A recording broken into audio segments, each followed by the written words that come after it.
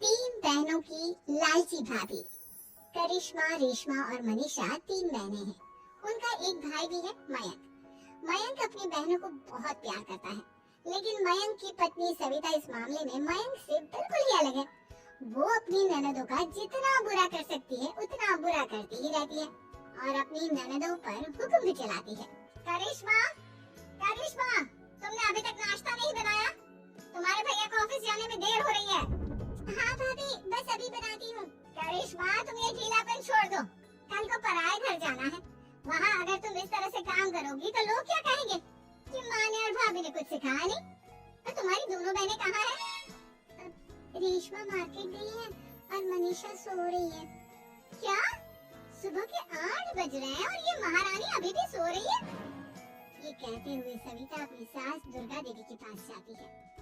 माँ जी, देख रही हो अपनी बेटियों के तौर तरीके? क्या हुआ बहू? सुबह सुबह क्या कर दिया मेरी बेटियों ने? अरे एक तो अभी अभी उठकर किचन में गई है, दूसरी सुबह सुबह बाहर चली गई और तीसरी अभी तक सो रही है। क्या करूं मैं इन तीनों का? मैं तो परेशान हो गई हूँ। जा जाकर उठा उसे और रेशमा से मैं बात करती हूँ। सविता सीधा मनीषा के कमरे में जाती है और उससे कहती है, महारानी जल्दी उठो, सूरज सर पर आ गया है। भाभी थोड़ी देर और सोने दो ना, मैं रात को लेट सोई थी। वो क्या ना यूनिट टेस्ट चल रहे हैं। शराफत से उठती है या नहीं, या फिर पानी की भरी बाल्टी डालूं तेरे ऊपर? नहीं भाभी, मुझे बिस्तर में नहीं लाना, उठती हूँ मैं। मनीषा जल्दी से उठकर बाथरूम में चली जाती है।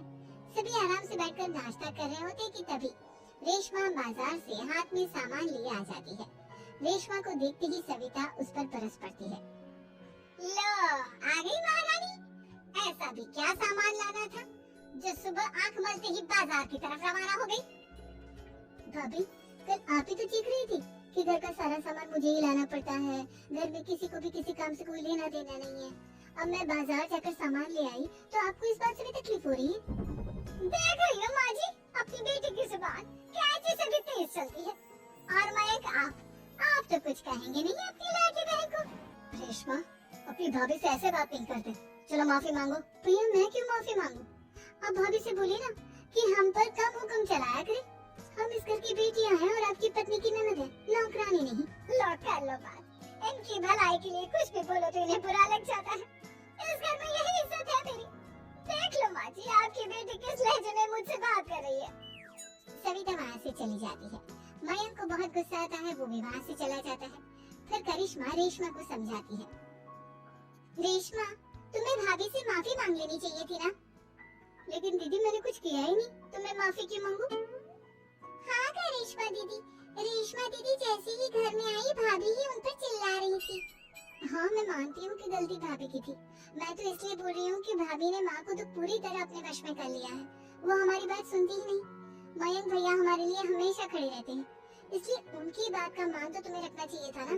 कोई फायदा नहीं दीदी, कुछ दिनों की बात और है, भाभी उन्हें भी हमारे खिलाफ भड़का देंगी। फिर वो भी माँ की तरह हमारी किसी बात का विश्वास नहीं करेंगे। इसी तरह सविता अपनी तीनों ननदों को किसी न किसी बात पर परेशान करती रहती थी। एक दिन मयंक अपनी तीनों बहनों के लिए गिफ्ट लाया। करिश्मा, ये तुम्हारे लिए हार का सेट। रेशमा, तुम्हारे लिए सुंदर सी ड्रेस। और मनीषा, तुम्हें किताबें पसंद है ना, तुम्हारे लिए किताबें लाया हूँ। थैंक यू भैया, थैंक यू भैया, थैंक यू भैया। करिश्मा, तुम्हारा नेकलेस कितना सुंदर है, ये भैया कहाँ से ले आए होंगे? मैंने भैया को 3 दिन पहले फोन पर ये डिजाइन दिखाया था और आज भैया ये ले आए। सविता तो अपनी ननदों के गिफ्ट्स देखकर जल गई और करिश्मा का नेकलेस तो उसे भी बहुत पसंद आया था। अपनी बहनों के लिए कितना अच्छा नेकलेस लेकर आए हैं, मुझे कभी कोई गिफ्ट नहीं दिया। मैं आज ही ये हार चुरा लूंगी। रात में सविता करिश्मा का हार चुरा लेती है और इसी तरह उसे अपनी ननदों की जो भी चीज अच्छी लगती वो उसे मांगती नहीं, बल्कि रात के अंधेरे में चुरा लेती। इसी तरह दिन बीतते गए और सविता ने मयंक के दिल में भी उसकी बहनों के लिए नफरत पैदा कर दी। एक दिन मयंक ने करिश्मा और रेशमा के लिए रिश्ता देखा और ये बात उसके घर में सबको बताई। माँ, करिश्मा और रेशमा के लिए बहुत अच्छा रिश्ता आया है, वो लोग कल इन्हें देखने आ रहे हैं। आप और सविता मिलकर सारी तैयारी कर लेना। ये सुनकर करिश्मा और रेशमा खुश हो जाती हैं, लेकिन सविता सोचती है, अगर इन दोनों बहनों की शादी हो गई तो घर और बाहर का काम कौन करेगा? मनीषा तो एक नंबर की कामचोर है, उससे तो किसी बात की उम्मीद लगाना ही बेकार है। मुझे इस शादी को रोकना होगा। अगले दिन सभी लड़के वालों के स्वागत की तैयारी करने में लगे होते हैं। तभी मयंक अपनी बहनों से आकर कहता है, तैयार हो गए तुम दोनों? देखो दोनों लड़के बहुत अच्छे हैं, मैं कोई कसर नहीं छोड़ना चाहता, इसलिए तुम उनके सामने अच्छे से बिहेव करना और अपनी भाभी से लड़ने मत लग जाना। करिश्मा, तुम वो नेकलेस पहन लो ना जो मैं तुम्हारे लिए लाया था। भैया मैं बहुत देर से वो नेकलेस ढूंढ रही हूँ, लेकिन मुझे मिल ही नहीं रहा। क्या तुमने नेकलेस खो दिया? तुम्हें पता भी है वो कितना महंगा था? तुम कोई काम ढंग से नहीं कर सकती। मयंक गुस्से में वहाँ से चला जाता है। थोड़ी देर बाद लड़के वाले भी आ जाते हैं। वो दोनों बहनों को पसंद कर लेते हैं और रिश्ता पक्का हो जाता है। लेकिन सविता के दिमाग में तो कुछ और ही खिचड़ी पक रही थी। वो पंडित जी के पास करिश्मा की कुंडली लेकर जाती है और उन्हें पैसे देकर करिश्मा की कुंडली बदलवा देती है। जब लड़के वालों के पास करिश्मा की कुंडली जाती है तो वो दुर्गा को फोन करते हैं।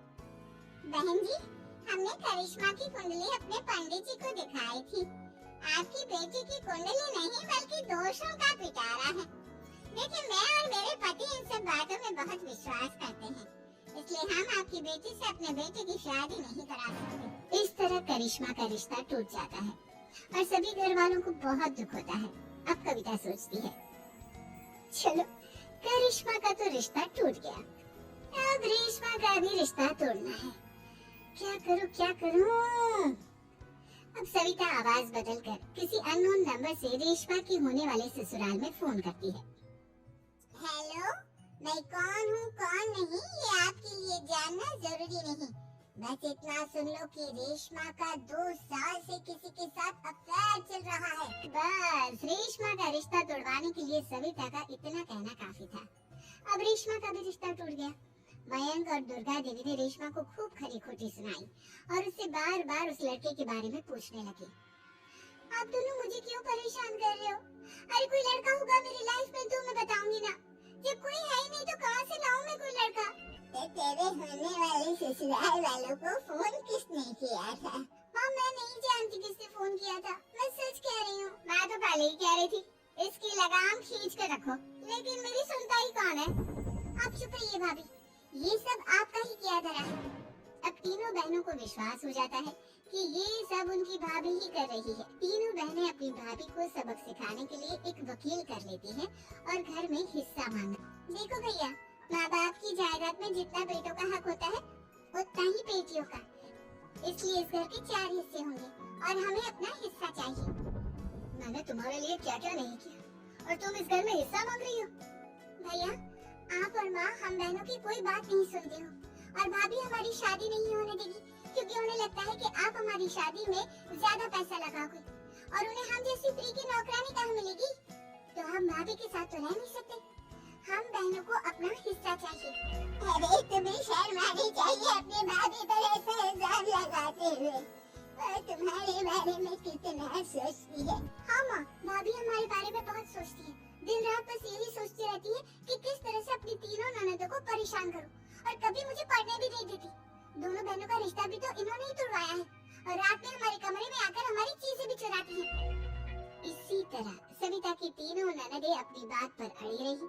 अब कोर्ट में तारीख भी शुरू हो गई। जब सविता को लगा कि उसकी तीनों ननद इतनी आसानी से नहीं मानने वाली, तो उसने अपने पति और सास को सारी सच्चाई बता दी और अपनी तीनों ननद से माफी मांगी। मयंक और दुर्गा को भी अपनी गलती का एहसास हो गया। अब सविता खुद करिश्मा और रेशमा के लिए अच्छा रिश्ता ढूंढती है और उनकी शादी करवाती है।